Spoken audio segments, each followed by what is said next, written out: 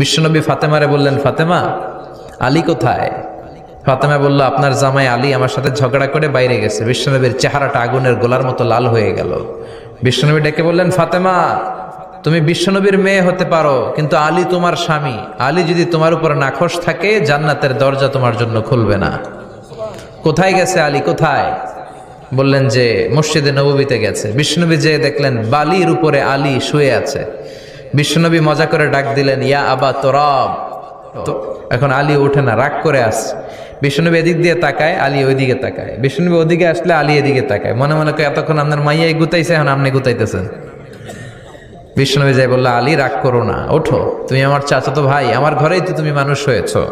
ঘাপটি মেরে হাতটা ধরে টান দিলেন। সাইয়েদনা আলী উঠতে বাধ্য হলেন।